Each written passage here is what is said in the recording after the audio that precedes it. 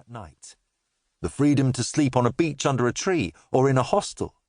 The freedom to talk to other travellers from other countries and to the random, generous strangers who would give him lifts. The freedom to eat a meal of bread, cheese and wine on the banks of the Seine or on the stone bench of a Roman amphitheatre. The freedom to escape Whittingham, the village wedged into a fold of the Chiltern Hills in which he had spent the whole of his life. Mike had shared Phil's enthusiasm. They had decided to ditch the Interrail idea and hitchhike instead. They were leaving the following Saturday, taking the train to Sevenoaks in Kent and then hitching to the Channel from there. They had allowed themselves 5 weeks and £300 each. £300 that they had both saved toiling on a building site during the Christmas and Easter holidays. Except now they weren't going, or at least Phil wasn't going. The mean bastard in question, Phil's dad, had seen to that. "Phil, Grams is here." His mother's voice snaked up the stairs and through his closed bedroom door. It was Sunday, and Phil's grandmother was dropping in for lunch before going on to London. She lived in Cornwall. Whittingham was on the way. For a moment, Phil considered staying in his room and sulking, but that wasn't his style. Plus, he always wanted to see his grandmother. Plus, he was hungry, and the roast beef smelled really good. "Coming!" "So, when are you off on your adventure, Philip?" "It looks like I'm not going," said Phil as neutrally as possible. He was too proud to sound sulky or angry, even if that was exactly how he felt.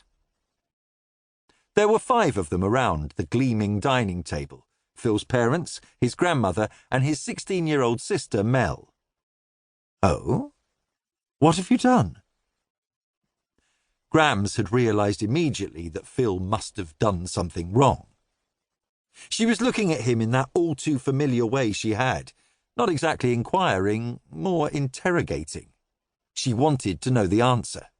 Grams always wanted to know the answer.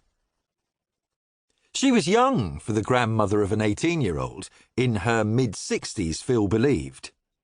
Nor did she really look like a granny. She was tall and long-limbed, and her thick, short hair was still dark, with only the odd strand of grey. Her voice was husky, clipped, and old-fashioned, like something out of a black-and-white movie. She couldn't say her R's, a trait that had skipped a generation to her granddaughter, much to Mel's frustration. Grams's deep brown eyes, almost black, latched onto you over her large, imperious nose, and once they had fixed on you, they wouldn't let go until you had answered her question. "I crashed Dad's car last week." "Oh dear. Was it your fault?" "Well, the insurance company thinks so," said Phil's father. "What do you think?" asked Grams. Phil had borrowed his father's Rover to drive a couple of mates from school on a mini pub crawl around the best village pubs in the area. Phil had only drunk 1 pint at the first pub, the 3 Castles in Whittingham, and that was going to be his lot for the evening.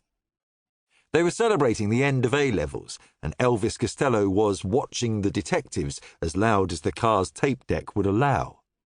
Phil was turning right off a main road into a narrow lane to the second pub.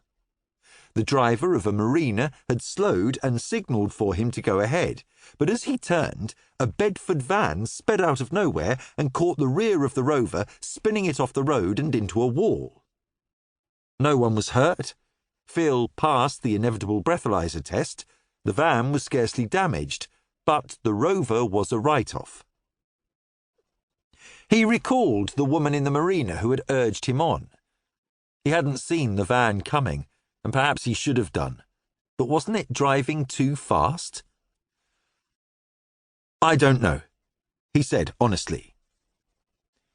"Phil hasn't had much driving experience yet," said his father. "He only passed his test in February." "So it wasn't his fault?" Graham said. "Oh, it was his fault, all right,"